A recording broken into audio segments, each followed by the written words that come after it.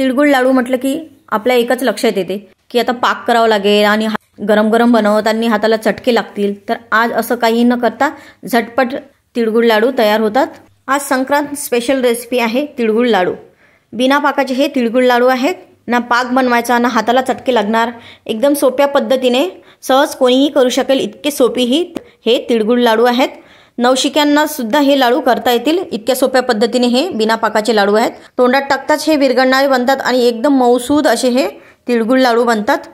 वयोवृद्धांना सुद्धा दात नसतील ते सुद्धा हे लाडू खाऊ शकतात, इतके मऊसूद आहेत हे लाडू। चला तर मग रेसिपीला सुरुवात करूया।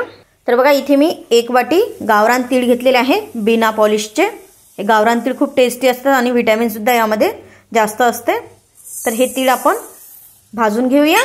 तर मी इथे बघा जाड बुडाची कढई घेतलेली आहे, त्यावरती आपल्याला छान खरपूस आवाज येईपर्यंत भाजून घ्यायचे आहे।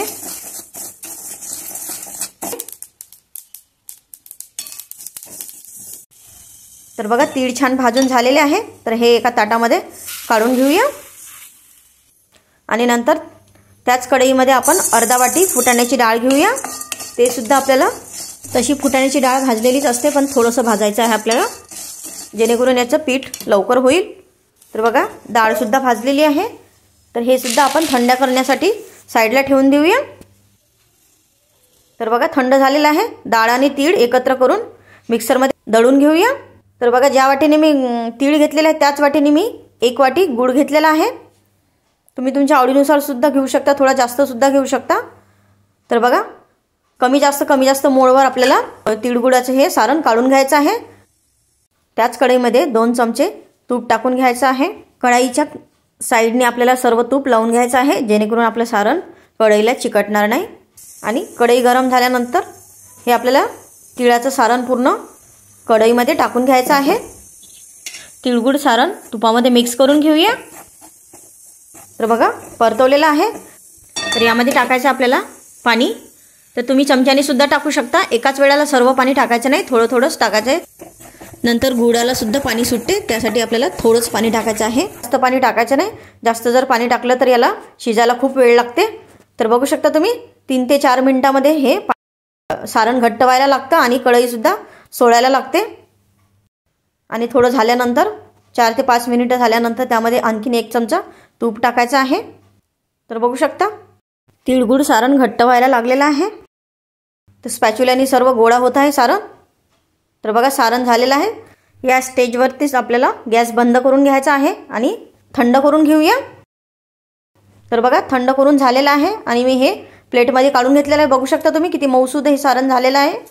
जास्त शिजवायचं नाही, जास्त जर शिजवलं तर सारण कडक होऊ शकते, त्यासाठी पाणी थोडंच टाकायचं आहे। चमच्याने सुद्धा टाकलं चालते। तर बघा इथे मी घेतलेले आहे भाजलेले तीळ आणि हे सारण घ्यायचं थोडं थोडं आणि गोल करायचे आहे, छोटे छोटे बॉल्स तयार करायचे आहेत। तर तुम्ही संपूर्ण गोल बॉल्स करून सुद्धा तिळामध्ये ठेवू शकता आणि नंतर घोळून घ्यायचे आहे तिळामध्ये, नाहीतर तुम्ही एक बॉल्स सुद्धा तिळामध्ये घोळू शकता। तर व्हिडिओमध्ये दाखवल्याप्रमाणे बघू शकता तुम्ही किती सिंपल आणि सोपी रेसिपी आहे ही। ना हाताला चटके लागणार, ना काहीही न होता, ना पाक करावं लागेल, एकदम सोप्या पद्धतीने झटपट होणारे 10 मिनिटात हे तिळगुळ लाडू बनतात। काहीही वेळ नाही लागता, आपल्याला तिळगुळ लाडू बनवता येतात। तर बघा मी दुसरा सुद्धा तुम्हाला बनवून दाखवत आहे। तर बघा असं तिळामध्ये घोळून घ्यायचं आणि हातावर घ्यायचा आहे लाडू आणि छान गोल गोल करायचा आहे, जेणेकरून आपले तीळ त्या लाडवाच्या वरती कोटिंग होतील। एकदम पटकन होतात, लहान मुलं सुद्धा हे लाडू वळू शकतात। तुम्ही उद्या जरी बनवले तरी एक सुद्धा तुमचे लाडू तयार होतील। अजिबात कडक न होणार, ना हाताला चटके, ना काही न करता, कोणतीही मेहनत न घेता हे लाडू वळल्या जातात। तर बघू शकता तुम्ही किती मस्त असे गोल गरगरीत लाडू तयार होतात। तर बाकीचे सुद्धा मी अशाच पद्धतीने लाडू तयार करून घेते। तर बघू शकता तुम्ही मस्त असे झटपट लाडू तयार झालेले आहे। तर अवघ्या 10 मिनिटांमध्ये हे लाडू तयार होतात।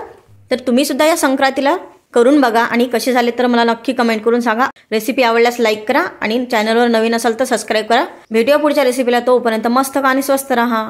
धन्यवाद।